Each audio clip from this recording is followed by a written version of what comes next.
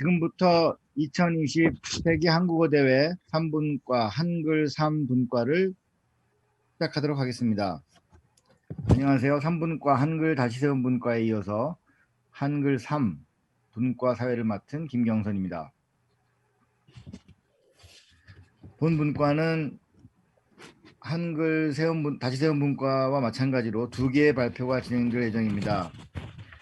첫 번째 발표를 해주실 선생님을 소개해 드리겠습니다. 훈민정음과 3가지 혁명에 대하여 창제혁명, 사용혁명, 문자사혁명을 주제로 발표해 주실 정병규 정디자인 대표님을 모시도록 하겠습니다. 네, 반갑습니다. 오랜만에 뵙는 분들도 많을 텐데 이렇게 줌으로 통해서 좀 아쉽습니다. 반가운 분들 얼굴도 보고 했으면 좋겠는데 오늘은 제가 그 사이에 디자이너로서 한글과 만남 그리고 한글에 관한 공부 그것과 우리 디자인의 미래, 문화의 미래, 크게 말하면은 세계 문자학사의 미래에 관한 얘기들을 말씀드리려고 합니다. 그런 생각을 가지고 그 사이에 이런저런 그 실제 경험과 뭐 공부라 그러죠. 통해서 내린 결론이 제가 말씀드린 제목에 나타난 대로 훈민정음과 3가지 혁명이라는 주제입니다. 말씀드린 대로 키워드는 창제혁명, 사용혁명, 그리고 문자사혁명. 핵심은 뭐냐 그러면은 3번째, 세계 문자 역사 다시석입니다. 우리식으로 얘기하면 세종의 명령이고 이것은 피해갈 수가 없습니다. 왜냐 그러면은 문헌이 적혀 있기 때문에 그렇습니다. 문헌에. 그리고 그 문헌이 남아있기 때문에 그렇습니다. 이 점에서 제 개인 사적인 한글과의 만남을 잠시 얘기해 본다면은 요약하면 이렇게 되죠.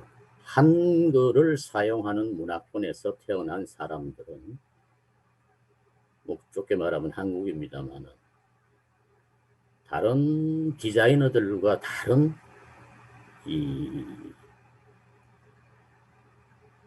의무라 그럴까? 혹은 그 뒷면에 있는 행복이라 그럴까? 이런 세계 속에서 디자인을 할 수밖에 없는 숙명적인 조건이 있습니다. 이것이 한국 디자인의 미래를 위해서 가장 중요한 인식의 전환이라고 생각이 돼요. 예를 들면은 인간이 세계 내 존재라 그러죠. 하이데거식으로 세계에 태어나는데 그걸 이어받아 가지고 라깡이 언어적 존재, 언어의 존재라 그랬어요. 그것을 우리 디자인 입장, 한국 문화의 입장, 요즘 뭐 한류까지도 포함시키겠습니다만은 살펴보면은 한글 내 존재라는 용어를 제가 정합니다. 세계 내 존재의 빗대에서 하이데거식으로 우리 한글의 오늘과 내일을 살펴본다 그러면 우리 디자이너로서의 인식 전환은 한글 내 존재다. 왜 그러냐 하면은 생각해 보십시오. 아주 간단하게 세계의 문자는 크게 2축으로 되어 있습니다. 하나는 진화된 문자이고 하나는 창제된 문자입니다. 이것의 차이에서 한글의 탄생에서 우리는 훈민정음을 혁명이라고 부를 수밖에 없습니다. 이때 혁명이라는 것은 레볼루션이라기보다는 이 20세기 초반에 그 전회라고 흔히 얘기를 하죠. 턴, 링귀스틱 턴, 언어적 전회, 뭐 이런 식으로 할 수 있는 말인데, 전회라 그러니까 조금 뭔가 그 약한 것 같아요. 그리고 관념적인 생각이 들어서 제가 혁명이라고 얘기를 했습니다. 사실은 또 혁명이고요. 그런 면에서 다시 반복합니다만은 앞으로 한글 사용에 대한 가장 기본적인 출발점은 한글 내 존재라는 새로운 우리의 인식입니다. 그것은 쉽게 얘기하면 이렇게 되죠. 영어를 사용하는 타이포그래피라는 사람들은 영어 내 존재일 것이고, 중국은 한자 내 존재일 것입니다. 그렇다 그러면은 우리 디자이너들을 스스로 자기 성찰 내지 정체성을 확립하는 데 있어서 출발점을 우리는 하나 마련할 수 있는 것이죠. 그런 면에서 우리는 두 가지 사실에 주목을 해야 됩니다. 첫째 하나는 한글 자체가 가지고 있는 독창성, 과학성, 우수성을 바탕으로 한 그야말로 신나고 굉장히 마음 뿌듯한 일과 함께 다른 영혼의 존재의 디자이너들과 한자의 존재 디자이너들하고 다른 우리의 그 짐이 있습니다. 그건 뭐냐 그러면은 우리가 한글을 가지고 디자인을 하는 한, 영어식 표현을 하면은 타이포그래피죠. 하는 한 우리는 다른 나라 사람들하고 다른 짐이 있습니다. 그것이 바로 한글의 혁명입니다. 구체적으로는 조금 이따 볼 훈민정음 그 자체가 가지고 있는 특성과 함께 해례본은 인류의 대문헌이라고 이미 18세기에 그 현동 정동유가 적어 놓았습니다. 물론 그분은 어문지를 쓴 유희의 서성이죠. 그러니까 조선 후기의 새로운 조선을 우리가 얘기를 합니다만은 조금 전에 말씀드린 훈민정음에 대한 한글에 대한 새로운 것들은 거의 놓치고 있는데, 이 데이터는 보여지는 대로 우리 그 일반적인 인문학자들도 삶의 그 기본적인 그 뭐라고 할까, 성찰을 바탕으로 하는 사람들은 이렇게 얘기를 했습니다. 지금 보고 계시는 대로 이 정동유가 얘기한 얘기입니다. 처음이니까 제가 잠깐 읽죠. 훈민정음은 천하의 위대한 문헌이라고 그랬습니다. 이 문헌이란 말이 이 조선 후기의 훈민정음을 새롭게 인식하는 출발점입니다. 지금까지 해례본에 대해서 대단히 국학자분들이 많은 연구를 하셨습니다만은 훈민정음 그 자체, 다시 말하면은 어제 서문으로 시작하는 해례본 자체가 위대한 문헌이라고 얘기한 것은 제가 알기로 제 조사에 의하면 이것이 처음입니다. 그런데 결론이 나와 있습니다. 제가 한글의 미래, 세계 커뮤니케이션 디자인이라고 그러죠. 이 미래, 타이포그래피 미래를 아울러서 세 번째 혁명인 인류 세계 문자 역사를 다시 쓸 수밖에 없다는 얘기가 여기 나와 있죠. 어찌 조선이라는 한 나라의 말을, 언어를 표기하는 도구로만 그치고 말겠는가. 놀랍지 않습니까? 우리 선조들은 이미 이런 생각을 하고 기록을 해놨는데 지금 우리는 어떻게 하고 있는지요? 그런 의미에서 제가 말씀드리는 이 세 가지 혁명이 새롭게 우리의 디자인, 문화, 그리고 세계와의 관계 속에서 자연스럽게 쓰여지는 용어가 되기를 솔직히 기대하고 바랍니다. 그런 면에서 혁명에 대해서 잠깐 설명을 드리고 큰 줄거리만 말씀드리겠습니다. 지금 자세하게 말씀드릴 수는 없고 앞으로 저도 공부를 열심히 하겠습니다만은 이 혁명 얘기가 그 세 가지가 나오는데 창제혁명, 사용혁명, 문자사혁명 얘기인데 창제혁명은 일기라고 할 수 있어요. 국민적인 우리 전체적인 역사 속에서. 그리고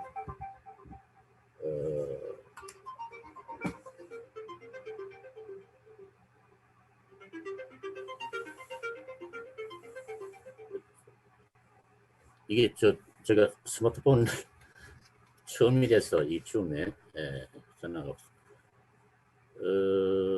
이기혁명은 구체적으로 말씀드리면은 80년대 한글혁명입니다. 그리고 세 번째 문자사 혁명은 미래의 혁명입니다. 제가 세계 문자 역사를 다시 써자라는 문자사 혁명이라는 얘기는 뭐 저도 얘기를 쭉 했습니다만은 근래 국어학계에서 구체적으로 한글을 가지고 할 수 있는 해야 될 일이 세계 문자 역사를 다시 쓸 수밖에 없다는 얘기가 공식적으로 나오기 시작하고 있습니다. 그런 면에서 세 가지 혁명은 한글 역사의 혁명이기도 하고 나아가서 앞으로 미래에 대한 혁명이기도 합니다. 뭐 이런 과정은 우리 디자이너로서 한글을 매일 만지고 그걸로 먹고 살지 않습니까?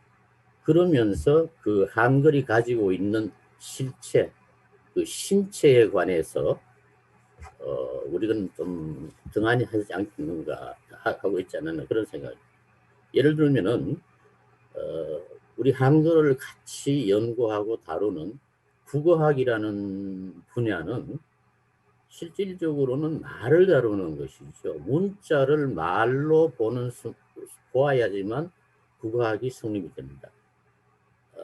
잠시 예를 하나 들면은 20세기 그 구조주의 혁명, 언어학의 혁명을 일으킨 소시르가 일반 언어학 강의에서 언어학의 전제를 이렇게 얘기했습니다. 빨간 글자나 노란 글자나 큰 글자나 작은 글자를 무시하고 그것을 같다고 얘기해야 되지만 언어학이 성립된다고 그랬습니다. 그렇게 되면은 우리는 어떤 폰트를 쓸 것인가, 어떤 사이즈를 할 것인가, 어떻게 배치할 것인가 하는 것을 출발점으로 바탕으로 하는 우리 디자이너들은 먹고 살 길이 없죠. 그렇게 따진다 그러면은 국어학자들과 우리 디자이너들이 앞으로 힘을 합치는 것이 한글 혁명을 완수하는 길이 아닌가 이렇게 생각이 됩니다. 그리고 강조하고 싶은 것은 창제혁명에 이어서 제2기인 사용혁명은 구체적으로 한글 세대의 등장입니다.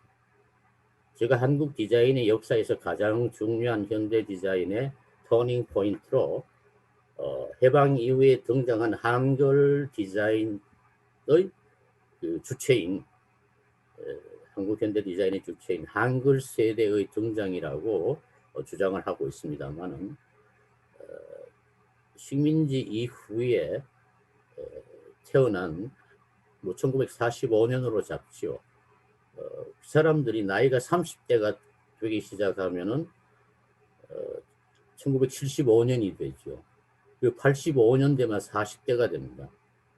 그래서 오늘 발표하신 그 안성수 선생을 비롯해서 저도 끼워주십시오. 이렇게 해서 한국 현대 디자인은 사실은 한글 세대로부터 등장이 됐고, 이 한글 세대의 등장이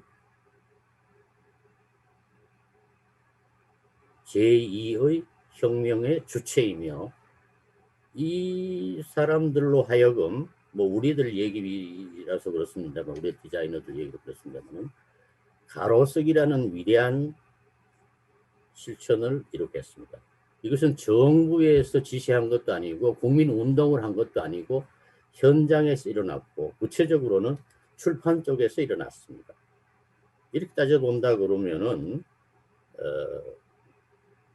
좀 쑥스럽습니다만은 70년대 말 80년 초의 한국의 북디자인에 대한 관심, 북디자인은 서양말로 하면 바로 타이포그라피라는 말의 번역이죠.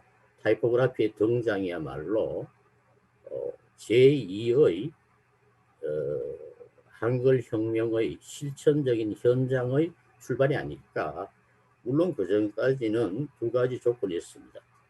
한국 현대 디자인을 이끌어 오신 선배들은 이중 언어 세대들이죠. 일본말과 한글을 동시에 사용했던 분들이고, 제가 말씀드린 한글 세대는 뭐 전혀, 뭐 저도 지금 일본말을 못합니다만은 그런 순수 훈민정음 세대가 아닐까요? 이런 뜻에서 제2의 혁명, 사용혁명은 제가 그런 말을 공식적으로는 여기에 표기를 안 했으면 일반적으로는 한글 혁명이라고 보겠습니다. 그래서 이렇게 따져 있을 때 세 번째 세계 문자 역사는 다시 쓸 수밖에 없다. 이 말은 다른 말로 하면은 알파벳 중심주의를 벗어난 문자 역사 저로서기입니다. 우리가 현장에서 지금까지 한글의 성숙한 시각 문화를 위해서 알파벳 타이포그라피 원리들을 응용하고 있습니다만은 20세기 들어와서 서양의 인문학이 한 일이 뭡니까? 데리다를 비롯해서 소시르 이후에 알파벳 중심주의를 반성하는 것들이 그들의 일이었지요. 그렇다 그러면 그 대안은 뭘까요? 대안은 한자와 한글밖에 없습니다. 왜냐 그러면 그 사람들이 연구할 필요도 없고, 또 어떤 면에서는 또 할 수도 없는 의무도 없는 그런 아까 말씀드린 한자 내 존재, 한글 내 존재들의 의무인 그런 어떤 점을 주목해 본다 그러면은 지금 쓰여져 있는 문자의 역사는 한자와 한글에 대해서 이 곁다리로 띄어 있습니다. 따라서 이것을 전체적으로 포괄하는 문자 역사가 새로 쓰여진다는 건 당연한 사실이죠. 이건 뭐 두말할 필요도 없는데, 지금까지 두 가지 문제점이 있습니다. 하나는 훈민정음을 너무 언어학적으로만 접근했다는, 물론 이것은 출발이기도 하고 바탕이기도 합니다만은 그런 면이 하나 있고, 두 번째는 우리 디자이너들이 한글의 몸을 다루는, 신체를 만지고 그것을 배치하고 그것에 생명을 부여하는 한글 타이포그라피에 대해서 너무 등한히 했습니다. 지금 우리가 대학에서 한글 타이포그라피를 가르치지 못하고 있습니다. 그래서 제 개인적으로 주장하는 것은 2학년 2학기 정도에서 훈민정음을 배워야 되겠다, 가르치고. 그러려고 그러면 두 가지 문제점이 있어요. 가르칠 사람이 없어요. 국어학자분들이 도와줄 수 있겠지만 한계가 있는 것이고, 두 번째는 우리 스스로 이런 말씀드린 세 가지 혁명을 완수하기 위한 자료, 교재, 뭐 교과서 이런 거 만들어야 되지 않겠어요? 그런 것이 이제 생각이 나서 갖다 이렇게 말씀을 드렸고, 이 모든 사실에 대해서 제 개인적으로 이렇게 디자인적인 체험으로만 주장하는 것은 아니고, 이미 적혀 있는 문헌들을 통해서 제가 나름대로 인용을 몇 가지 한 근거로 우리 선배분들이, 특히 국어하신 분들이 얘기해 놓은 걸 가지고 사실은 말씀을 제 식으로 용어를 바꿔서 말씀을 드리겠습니다. 그래서 조금 있다가 그 중요한 문단을 보겠습니다만은 앞당겨서 결론을 말씀드리면은 앞으로 우리가 해야 될 일, 창제혁명과 80년대 한글혁명, 나아가서 세계 문자 역사를 다시 쓰는 실천은 정말 위대하고 엄청난 업적인 우리 국어학자분들의 국민정음 연구를 바탕으로 해서 한글의 새로운 미래를 위한 세계 문자의 역사를 다시 쓰는 바탕으로서 제안을 하고 싶습니다. 한글 문자학이라는 구체적인 영역을 개척해야 되겠다. 근데 이것은 영어나 중국 한자 문학과에서 중국 문자학이라는 게 있습니다만은 제가 말씀하고 전혀 달라요. 영미 쪽에서 없기 때문에 우리가 참고할 모델이 없어서 조금 늦은 감은 있습니다만은 한글 문자학이라는 것을 제참하고 따라서 국민정음의 세 가지의 목적은 우리 디자인으로서 시각문화의 미래 가치 실천으로서 세종의 위대한 정신을 실천하는 영역으로서 제시하고 싶은 것이 이 한글 문자학이라는 것이고, 저는 2016년부터 그 한글 문자학 연구소라고 개인적 연구소를 운영하고 있습니다. 그래서 이게 이제 기본적인 뭐 제 이야기 줄거리고요. 이런 세 가지 혁명과 키워드에서 울려 나오는 우리 디자이너들끼리 넘어서 또 우리 한국 문화를 사랑하고 신장시켜야 될 관심 있는 사람들 가슴속에 울려 퍼지는 용어가 됐으면 좋겠고요.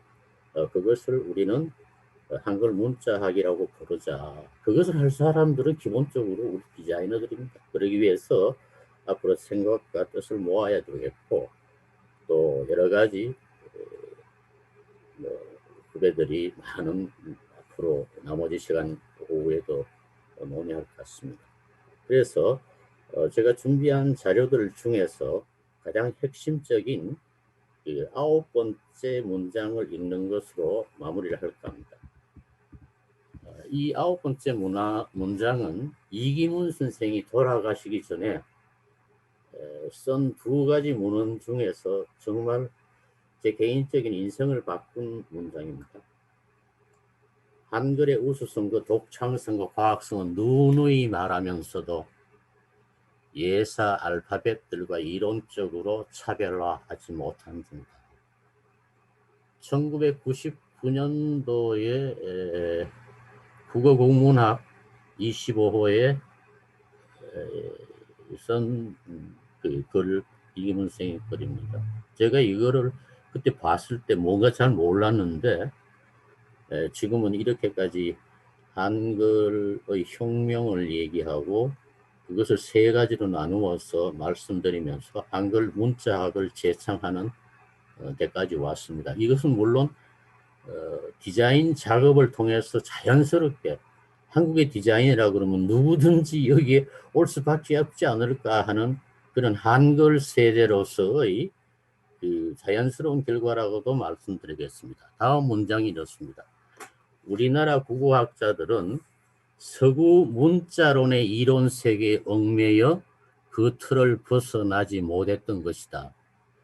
여기 서구 문자로 온 자리에다가 어떻게 할까요? 알파벳 타이포그래피란 말을 넣어볼까요? 그리고 그 알파벳에 오는 이론 체계 대신에 우리는 한글 문자학의 체계를 집어넣으면은 이 문장의 전위적인 해석으로 금방 가슴에 공명이 될 것입니다. 그래서 정말 가슴 아픈 얘기를 하셨습니다. 이게 핵심입니다. 이런 우리에게 자질 문자 이론은 하나의 충격이라고 하지 않을 수 없다. 1985년에 제프리 샘슨이 한글을 자질 문자라고 얘기를 하면서 퓨처링 라이팅스라고 얘기하면서 세계 어디도 없는 새로운 문자의 특징을 가진 한글이라고 얘기해서 이거 이렇게 얘기해 놓으니까 우리가 자질 문자라는 용어를 쓸 때마다 샘슨을 인용하지 않을 수 없어요.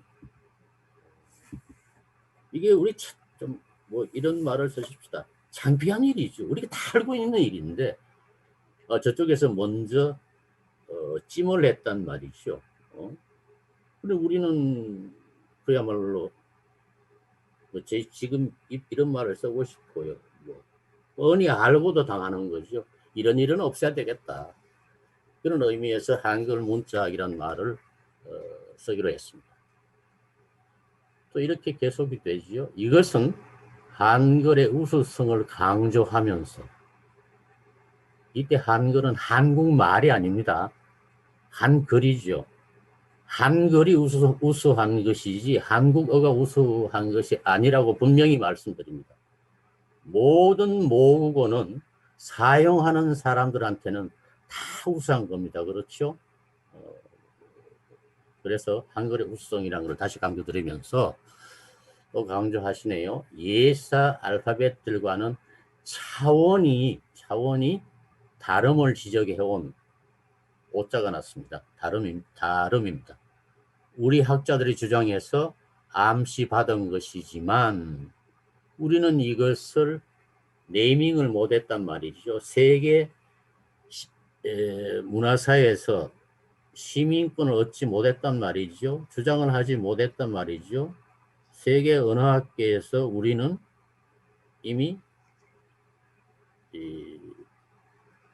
뺏겼습니다. 그런 용어를. 이런 일은 없어야 되겠죠. 자, 학문 이론의 발전이 어떻게 이루어지는가를 우리들에게 생생하여 보여준 것이다. 이 말이 우리한테 주는 건 참 좀 아쉽고도 답답하기도 하고 그리고 무겁게 느꼈습니다. 우리 디자이너로서는 어떻게 할 것인가. 지금 이 시간에 아마 다른 곳에서는 한국어를 중심으로 한 말을 중심으로 한 고명하신 분들이 논의가 진행되고 있을 텐데 우리는 지금 어떻게 생각하고 있으면 어떻게 할 것이며 뭐 여러 가지 복잡한 일이 많겠죠. 교육의 문제 뭐 등등 해가지고 아까 말씀드린 교재 편찬의 문제로부터 시작을 해서 특히 그 훈민정음 해례본이 굉장히 얼른 보기 어렵습니다. 한자로 되어 있고 언어학으로 되어 있어서 이것을 디자이너들한테 맞게 새롭게 풀어서 번역하는 방법 등 여러 가지가 생각이 됩니다. 큰 이야기를 간추려서 사실은 글을 써서 말씀드리는 것도 좋은 방법이었겠습니다만 이렇게 솔직하게 우리 친구들이고 하니까 이런 말씀 드리는 것도 좋을 것 같아요. 그리고 마지막 하나 꼭 덧붙이겠습니다. 뭐냐 그러면은 서예에 관한 문제입니다. 한글 서예에 관한 문제인데 이 한글 서예에 대한 새로운 관심을 한글 문자학과 우리 디자이너를 분명히 가져야 되고 특히 90년대 2000년 초반 이어져 내려온 한글 캘리그라피에 대한 새로운 관심을 가져야 됩니다. 그것은 캘리그라피가 좋다는 뜻이 아니라 바람직한 뜻이 아니라 한글 혁명의 현상으로서 좀 다시 보자 이런 말씀을 덧붙이고 다시 한번 훈민정음의 세 가지 혁명, 창제혁명, 창제문자, 80년대 한글 세대에 의한 한글혁명, 세 번째 앞으로 미래에 지향적으로 우리가 문화학자들과 함께 힘을 합쳐서 나아가야 될 세계 문자 역사 다시서기 혁명, 이 모든 것을 아울러서 한글 문자학이라는 이름을 우리가 공유하자, 이런 제안을 드립니다. 고맙습니다. 또 뵙기로 하겠습니다. 네.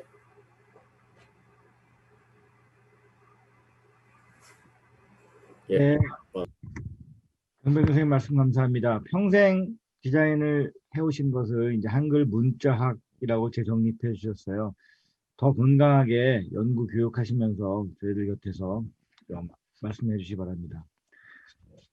이로써 첫 번째 강연자를 모셨고요. 두 번째 발표를 해주실 분을 소개해 드리겠습니다. 김진평의 한글 디자인과 타이포그래피를 주제로 유정숙 강원대학교 선생님께 발표를 부탁드리려고 하는데요.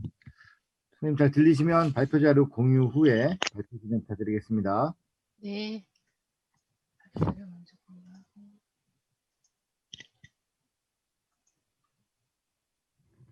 아이고.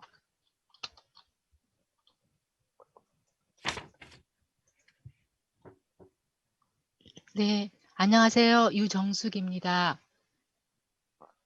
오늘 제가 발표할 주제는 김진평의 한글 디자인과 타이포그래피입니다. 우선 생전에 김진평 교수님께서 그 한글 디자인과 타이포그래피에 관한 두 개의 어록을 소개해 드리면서 본 발표를 시작하도록 하겠습니다. 글자로서의 균형과 조화가 없이 아무리 기발한 개성을 표현해도 그것은 모래 위에 집 짓는 격이다. 바람직한 한글 타이포그래피의 발전을 위해 가장 먼저 넘어야 할 과제는 한글 컴플렉스의 극복이다. 이 화면에 보이시는 분이 생전에 고 김진평 교수님이십니다. 그리고 지금 보이는 작업들은 유작으로 남겨진 김진평 교수님의 한글 로고 타입들의 예들입니다. 자, 그래서 오늘 제가 발표할 주제의 구성은 머리글 한글 타이포그래피의 흐름, 김진평과 한글 로고 타입 실험, 김진평의 업적 의의로 마무리를 하도록 하겠습니다. 우선 김진평 교수님에 대해서 간략하게 소개를 드리겠습니다. 1949년에서 98년까지 49세의 나이로 생을 마감하셨습니다. 그분은 우리에게 한글의 문화적 위상을 드높인 시각 디자이너이자 교육자로 잘 알려져 있습니다. 아울러서 20세기 한글 타이포그래피 거장으로 평가되고 있기도 합니다. 특별히 1970년대 한글 활자체의 황무지 시대에 있어서 그는 한글에 대한 관심과 사랑 열정으로 그 가치와 위상을 높은 시각적 차원에서 다루고 이끌었습니다. 그가 남긴 많은 한글 로고 타입 유작들은 지금까지도 우리에게 많은 영감을 주는 원천이 되고 있습니다. 이렇게 그는 오늘날 한글 타이포그래피 발전에 새로운 지평을 여는 중요한 밑거름 역할을 했다고 할 수 있겠습니다. 본 발표에서는 김진평의 그 한글 타이포그래피 재료로서 폭넓고 다양한 한글 업적에 대해서 간략하게 나누도록 하겠습니다.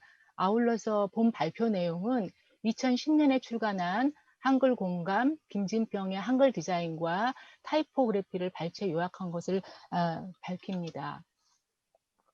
우선 한글 타이포그래피의 흐름을 보도록 하겠습니다.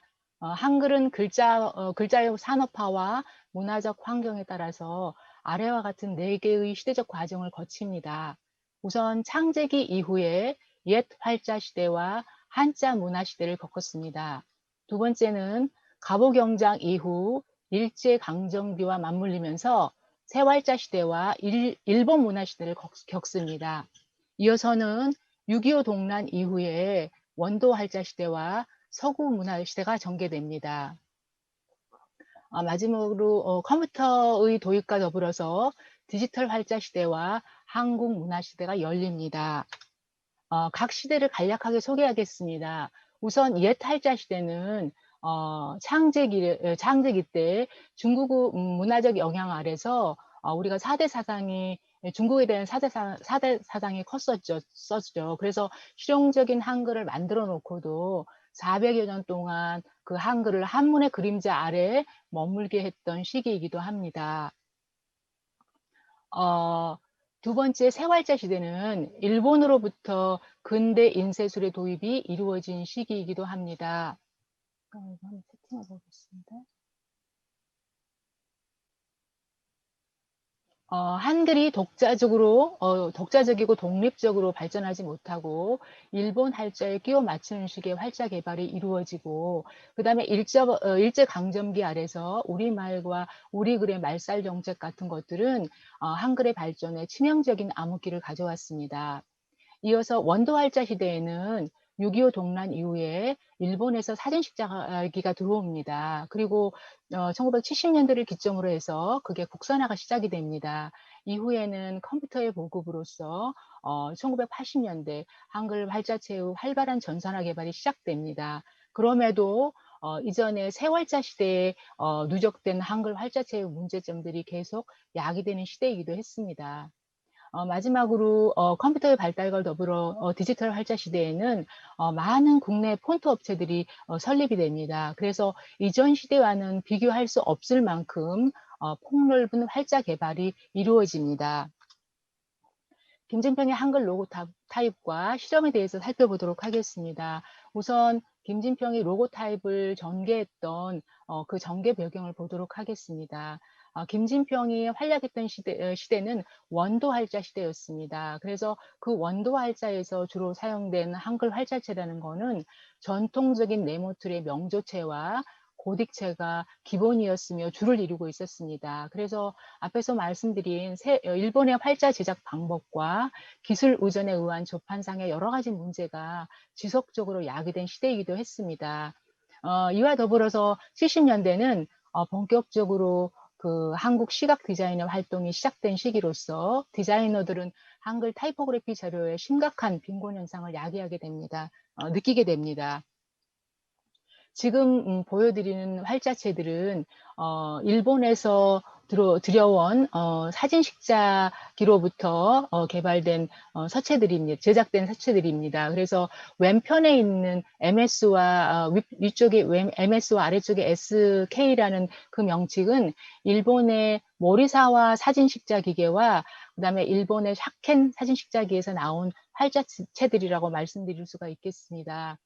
이게 일본 기계에서 제작되는 글자이기는 하지만 아이러니하게도 이 글자들은 한국에 있는 서체 디자이너 최정호 선생님께 일본에서 값싼 값으로 하청을 받아서 원도를 받아다가 일본 기계에 장착을 해서 다시 비싼 값으로 한글에다가 한국의 그 사진 식자기를 이렇게 되팔았던 그 기계로부터 나온 활자체들이라고 볼 수 있겠습니다.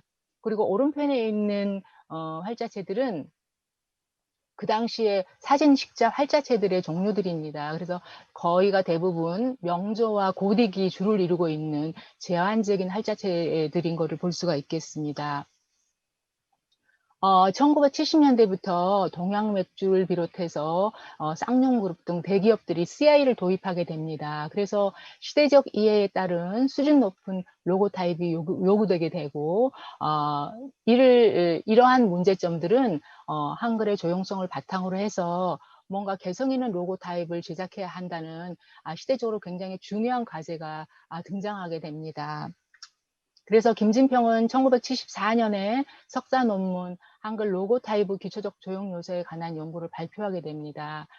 여기서 그 시대적 상황을 잠시 엿볼 수가 있겠습니다. 간략하게 주요 내용을 보면은 로고 타입은 시대적 추세에 따른 양적 증대를 보이고 있는데 한글 로고 타입에 있어서 한자나 영자에 비해 조형에 기반이 되는 서체의 종류가 극히 빈약하다라고 설명하고 있습니다.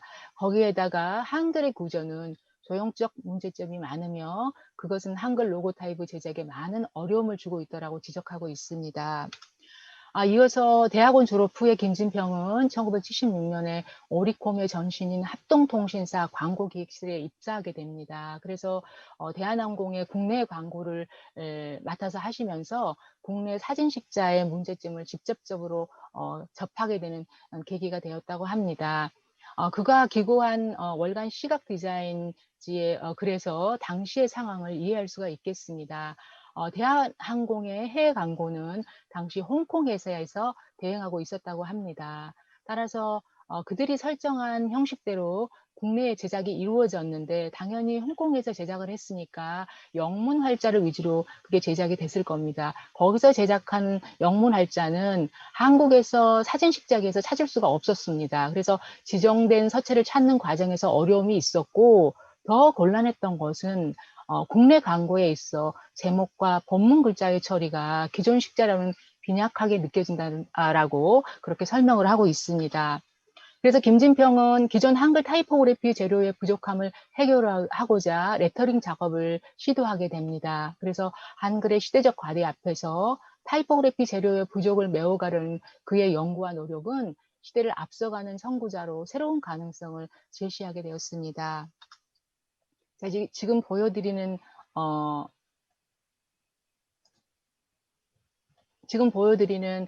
표지는 1978년 김진평이 제작한 초창기의 리더스 다이제스트 표지들입니다. 그래서 제어뿐만 아니고 각 기사들의 제목들이 전부 다 한글 로고 타입으로 표현되어 있는 걸 볼 수가 있겠습니다. 김진평은 생전에 굉장히 많은 로고 타입을 제작을 했습니다. 그 로고 타입 디자인에 있어서 특징들을 한번 살짝 살펴보도록 하겠습니다.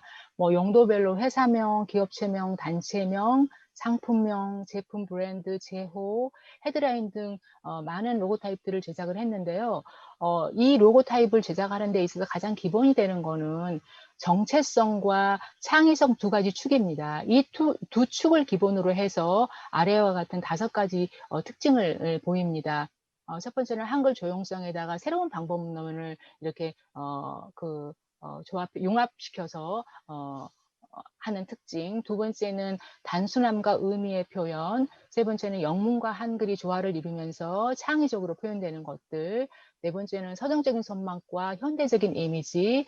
다섯 번째는 체계적인 접근과 정교한 구성으로서 이루어지는 그런 특징을 보여줍니다. 그래서 이러한 특징들을 그의 실제 작품을 통해서 구체적으로 한번 살펴보도록 하겠습니다. 우선 한글 조용성의 새로운 방법론입니다. 자무 합성에 있어서 유사 요소를 제안하셨습니다. 유사 요소라는 것은 시각 표현을 위한 동질의 요인을 응용하는 것을 얘기합니다. 그래서 이 동질의 요인을 응용함으로써 가독성을 높이는 원리로서 유사 요소를 활용할 것을 제안하셨습니다. 예를 들면 지금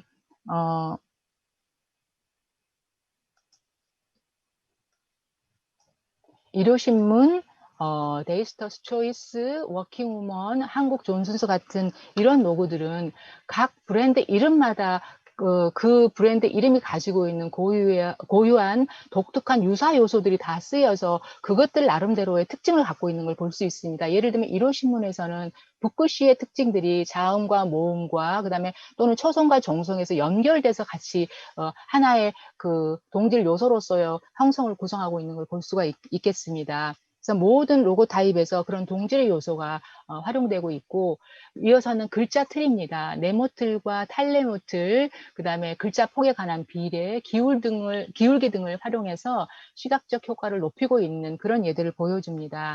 예를 들면 사랑의 교회 마드모아젤 같은 경우에는 탈네모틀의 글자입니다.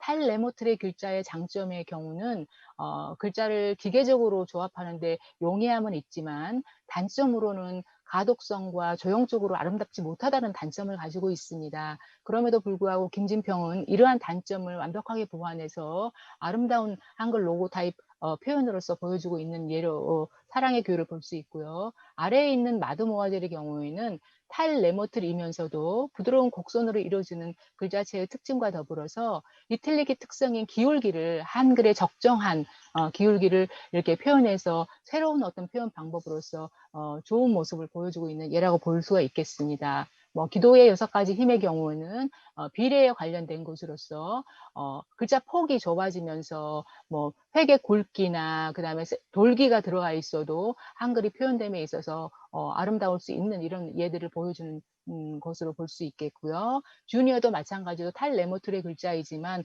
아름답게 조형적으로 표현되어 있는 좋은 예라고 볼 수가 있겠습니다. 이어서 기준선에 관한 겁니다. 기존의 기준선은 항상 같은 위치에 고정된 위치에 있었다면 김진평은 그런 기준선의 위치를 변화시킴으로 인해서 다른 질서의 글자 표현을 보여주고 있는 것들을 볼 수가 있겠습니다. 뭐 예를 들면 디자인이나 서울여자대학교나 유네스코 같은 경우가 그 예라고 볼 수 있겠습니다. 자음의 응용입니다. 자음의 형태도 마찬가지로 기존의 고정된 형태를 떠나서 그의 그 로고 타입에서는 모든 자음의 형태들이 또 다른 색다른 표현 방법을 보여주고 있고 그걸 통해서 새로운 가능성을 보여주고 있습니다. 그 예들을 보자면 우먼센스, 마주왕 다 자음의 형태들이 이전에 고정적인 형태를 떠나서 넘어서서 새로운 형태들을 보여주고 있습니다. 카네이션 커피메이트, 골드 브랜드, 까멜리아, 하이튼, 특히 까멜리아에서 리을의 형태랄지 하이튼에서 히읗과 이응의 형태는 지금이야 뭐 많이 볼 수 있는 형태 중에 하나라도 설명할 수 있겠지만 그 히읗의 경우에 북구시의 특징에다가 동굴이응에 있어서 가로 세로 획의 굵기 비례의 대비와 그 다음에 그 중심축이 원에 있어서 중심축이 한글에 있어서는 항상 정중앙에가 있었는데 왼쪽으로 기울어진 기울기를 갖고 있습니다. 이런 특성으로 인해서 뭔가 새로운 그런 그 당시에는 획기적인 그런 표현을 보여주고 있음을 알 수가 있겠습니다.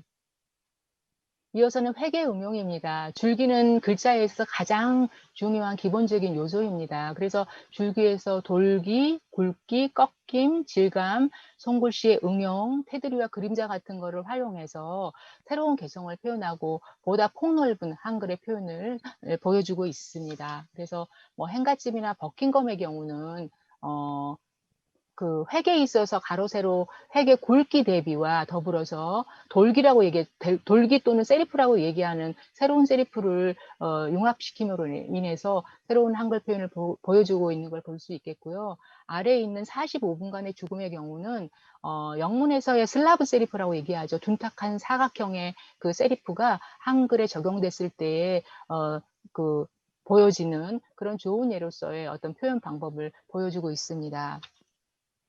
그 다음에 마찬가지로 아웃라인 글자체라고 얘기할 수 있겠는데 당시만 해도 우리가 아웃라인 글자체를 그 당시에는 볼 수 없는 그런 예들이었다고 생각합니다. 그런 예들을 과감하게 이렇게 독자들이나 디자이너들에게 선보여서 새로운 한글의 어떤 그런 이미지를 보여주는 그런 예들이었다고 할 수 있겠습니다. 카나리아, 아빠의 크리스마스, 마지막 크리스마스 이런 것들도 다 같은 것에 해당합니다.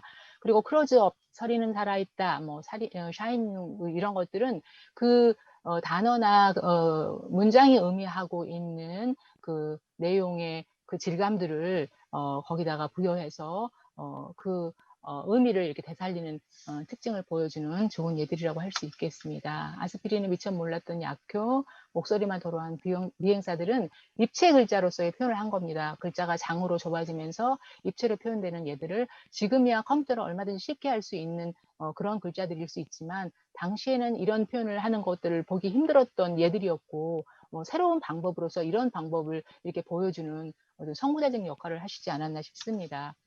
이건 손글씨들입니다. 에너지 파동, 피부는 썬쿨, 뭐 이런 예들.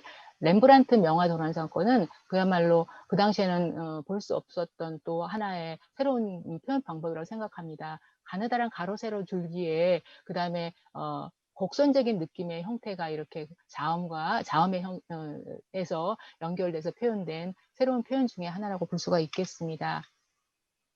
이어서는 단순함과 의미의 표현입니다. 김진평은 글자의 변형을 통해서 의미에 어울리는 형상성을 부여하고 있습니다. 예를 들면 코라이냐 카리냐 이 문장에서 의미하는 것처럼 아랍어의 어떤 특징을 절묘하게 이렇게 그 조화를 이루게 다루어서 누가 봐도 이거는 코라이냐 카리냐는 다 이해할 수 있는 그런 문장의 로고로서 그 표현되고 있고요. 그다음에 저요저요는 계몽사에서 출간된 아동용 학습지의 제호인데요. 그 손을 드는 모습을 형상성을 집어넣어서 그 의미를 더 이렇게 부각해서 표현하는 그런 걸 볼 수가 있겠습니다. 사나이 해변으로 가요. 그다음에 웃음은 명약은 웃고 있는 듯합니다. 뭐 풀립, 별립 이런 것들이 있습니다. 그리고 세 번째는 영문과 한글이 이 조화를 이루어서 창의적으로 표현된 예들을 많이 볼 수 있습니다. 그의 작업에서는. 그래서 앞전도 잠깐 보여드렸지만 1978년 리더스 다이제스트의 한글판 창건어가 그 가장 먼저의 예라고 볼 수 있겠습니다. 그래서 한글에다가 영문의 줄기를 적용한 그런 예로서 이는 당시 목마른 한글 조형 감각에 새로운 활기를 부여했다고 합니다. 그래서 최상의 현대적 한글 표현 본보기로서 그렇게 이해되고 있습니다. 지금 보시는 예가 바로 그겁니다. 위에 있는 게 한글 리더스 다이제스트 제호이고 아래에 있는 거는 영문 리더스 다이제스트입니다. 누가 봐도 한글의 그 격이 훨씬 더 높아 보이는 시각적으로 그런 아름다운 로고가 아닌가 싶습니다.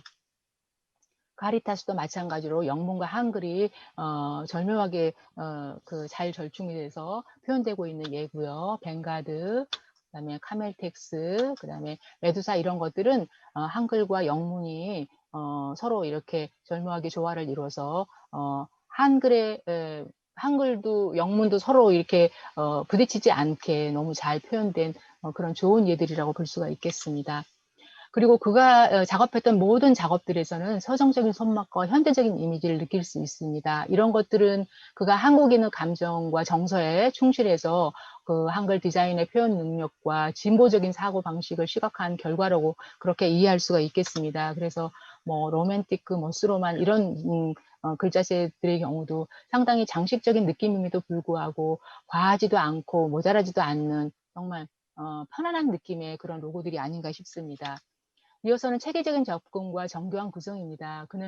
그의 작업들은 모든 작업들이 정확한 컨셉과 정교한 이미지 구성, 완벽한 자연스러움과 친근감을 통해서 은근하면서도 강력한 시선을 유도하고 있습니다. 그래서 여기 보면은 지금 그가 했던 그 원도 작업의 예들을 지금 보여드렸는데요. 예를 들면 그 그래프지에다가 당시만 해도 그래프지에다가 아이디어 스케치를 해서 그래프 대지에 옮기고 그다음에 트래팔지에다가 먹 작업을 하는 과정이었었는데 이렇게 그래프지에다가 완벽하게 곡선과 직선의 만남, 원호의 크기 뭐 이런 것들을 수학적인 계산과 자연스러운 어떤 미적인 것들을 다 융합해서 이렇게 정교하고 아주 섬세하게 작업을 하고 있는 걸 볼 수가 있겠습니다. 이어서 또 김진평은 한글 활자체 디자인에도 주력을 했습니다. 그래서 아까도 앞에서 이미 말씀드렸지만 당시에 그만큼 타이포그래피가 법문용 활자체의 그 빈곤 현상 이런 것들로 인해서 이런 한글 활자체 디자인에도 관심을 가지시고 주력을 했던 것 같습니다. 그래서 몇 가지 말씀드리면 굴림명조체, 라이커의 휠 타자기용 서체, 삼보 컴퓨터용 프린터 저장 서체, 조합형 전산 활자체 완성형, 참고운 활자체 뭐 이런 것들이 볼 수 있는데 이거는 굴림명조체의 예입니다. 그러니까 당시에 명조와 고딕밖에 없었기 때문에 법문용으로서 굴림명조를 개발하셨고 그다음에 이거 마찬가지로 당시에 활자 가족에 대한 개념이 너무 취약했기 때문에 이런 거를 뭔가 성무자적인 입장에서 이렇게 시도한 작업들을 볼 수 있겠습니다. 이어서는 한글 타이포그래피 포스터입니다. 타이포그래피를 다루는 능력은 곧 디자이너의 능력이라고 합니다. 그래서 한글을 시각 조형 요소로 작품화한 그의 작업들을 작품으로서 한번 살펴보도록 하겠습니다. 이거는 시사 영어서를 위한 포스터입니다. 한글과 한자와 영문이 세 개가 정말 절묘하게 어우러져서 아주 재미있는 타이포그래피의 어떤 주제를 이렇게 잘 부각시키고 있는 그런 표현이라고 볼 수 있겠습니다.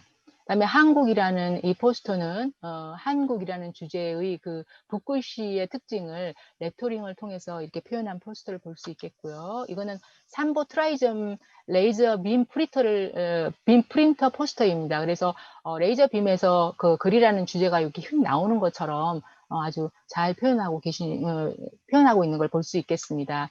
그다음에 춘향전 판소리 포스터인데 우리의 옛 한글을 이렇게 활용해서 표현하고 있는 예들을 볼 수 있겠고, 이거는 성서에 있는 아담 내가 어디 있느냐라는 문장을 이런 식으로 한글을 통해서 표현을 했습니다. 지금 보면 이런 표현들이 뭐 누구나 할 수 있는 거라고 얘기할 수 있겠지만 이 시대만 해도 누구나 다 거의 영문 활자를 통해서 모든 작업을 했었기 때문에 김진평 선생님께서 하신 이런 한글을 통한 작업들은 계명적인 역할을 하는데 굉장히 큰 의의가 있다고 볼 수가 있겠습니다. 그래서 그 김진평의 업적 의의를 간략하게 살펴보도록 하겠습니다. 앞에서 이미 다 설명드린 얘기들입니다. 그래서 우선 세알자 시대에 일본 기술에 의해서 한글이 개발됨으로 인해서 그 타이포그래피에 대한 문제가 야기된 것들이 원도 활자 시대까지 계속해서 누적이 됩니다. 사진식자가 들어왔음에도 불구하고 한글 타이포그래피 재료가 늘상 이렇게 빈곤했었고, 그다음에 조형성의 미흡함이 나타나니까 그거에 대해서 사람들이 한글 컴플렉스를 느끼기 시작합니다. 그래서 한글로 디자인을 하면 뭔가 멋지지 않고 좋아 보이지 않아서 그 영문 활자를 선호해서 영문으로 디자인을 하려고 하는 그런 사대적 요인을 초래하게 됩니다. 그래서 이러한 문제에 대해서 김진평은 과감하게 로고 타입 디자인을 전개를 해서 한글이 이렇게 아름다울 수 있다는 것을 보여주는 그런 역할을 했던 것 같습니다. 그래서 로고 타입 디자인을 전개하는데 정체성과 창의성을 바탕으로 해서 다양한 한글 표현의 방법을 보여주셨고, 그다음에 또한 이론과 더불어서 실험적인 표현들을 많이 보여줌으로 인해서 한글의 다양한 디자인 방향의 새로운 방법론을 제시했다고 할 수 있겠습니다. 그래서 김진평의 로고 타입 디자인은 결과론적으로는 디지털 활자 시대 때에 그 밑거름으로서 굉장히 중요한 역할을 했다고 할 수 있겠습니다. 그래서 이 내용을 요약하자면 다음과 같습니다. 그래서 우선 김진평의 한글 로고 타입은 기존 한글 활자체 문제의 모범 답안이었다고 말씀드릴 수가 있겠습니다. 새로운 이미지와 한글 디지털 활자체 디자인을 이끄는 선봉적인 역할을 했었고, 둘째는 새활자 시대 이래 야기되었던 한글 컴플렉스를 깨우는 계몽 역할을 했습니다. 세 번째는 시대를 앞서서 한글 타이포그래피 교육의 중요성과 필요성을 강조했습니다. 이전에 앞서서 이미 다른 선생님께서 말씀하신 것처럼 우리나라에 있어서 타이포그래피 재료는 한글입니다. 타이포그래피 교육이 서구에서 들어왔지만 대부분의 학교들이 영문을 가지고 재료를 활용을 해서 디자인을 가르치다 보면 아이들이 졸업하고 나서 영문을 갖고 쓰는 것 외에는 한글을 다룰 줄을 모릅니다. 그런 걸 굉장히 심각하게 생각하시고 반드시 한글 타이포그래피 교육이 이루어진다는 그 중요성과 필요성을 강조하셨습니다. 그래서 본인이 몸담고 계시는 대학원에 국내 최초로 그 타이포그래피 전공을 개설을 하시기도 하셨습니다. 그래서 후학을 양성하기를 굉장히 바라기도 하셨습니다. 어쨌든 오늘날 국제화 시대가 추구하는 미래지향적인 교육의 선구자 역할을 하셨던 분이시기도 합니다. 그래서 그가 한글의 발전을 위해서 쌓은 그의 업적은 한글 타이포그래피사에 큰 획을 긋는 그런 의미를 갖고 있고요. 그가 보여주었던 그의 디자인 작업과 정신은 20세기 한글 타이포그래피 디자인의 거장으로서의 면모를 보여줬다고 할 수 있겠습니다. 그래서 오늘날까지 한국 시각 디자인사에 큰 빛을 던지고 있습니다. 제가 짧은 시간에 김진평 교수님의 그 훌륭하신 업적을 설명한다는 것은 너무 충분하지 않다라고 알고 있습니다. 생각합니다. 그래서 그럼에도 불구하고 이 작은 부분이지만 김진평 교수님에 대한 열정과 사랑을 조금 같이 공유할 수 있다 그러면 하늘나라에서 김진평 교수님께서 굉장히 흐뭇해하고 행복해 하시리라고 믿습니다. 그래서 제 발표는 부족하지만 여기서 마무리를 하도록 하겠습니다. 감사합니다.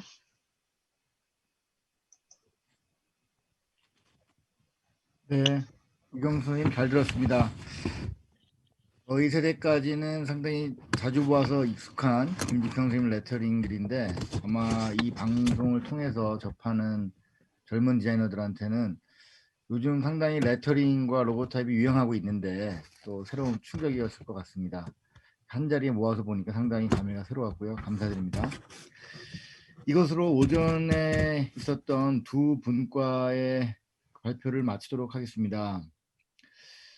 첫 기조 강연으로서 안상 선생님의 한글 디자인 철학, 상과 형, 멜 브로이 선생님의 진정성의 충격, 상당히 진보적이고 도전적인 내용, 다음 정병 선생님의 한글 문자학 주장, 이어서 이제 레터링의 세계인 김진평 선생님의 한글 디자인 세계까지 잘 들었고요. 13시부터는 3분과 한글 글꼴 산업분과 시작 예정입니다. 오후에는 그 한글 글꼴 분과에서 대한민국 대표 폰트 디자인 회사들의 디자인 연구소장들이 다 모여서 토론을 하게 되어 있고요. 그 이어서 이제 한글 꼴이라는 주제로 한병학 위원장이 이제 사회를 보실 텐데, 그 분과에서는 이제 대표 기업들이 어떻게 한글을 사용하고 있는가에 대한 이야기, 배달의 민족, 카카오 등의 회사에서 나와서 말씀해 주실 것이고, 마지막 그 한글의 펼침 분과에서는 한글과 첨단 기술의 만남 어떻게 이루어지고 있는가를 보실 수 있을 것 같습니다. 많이 기대해 주시고 1시에 뵙겠습니다. 그러면 이상으로 오전 세션을 마치겠습니다. 감사합니다. 저는 김경선이었습니다.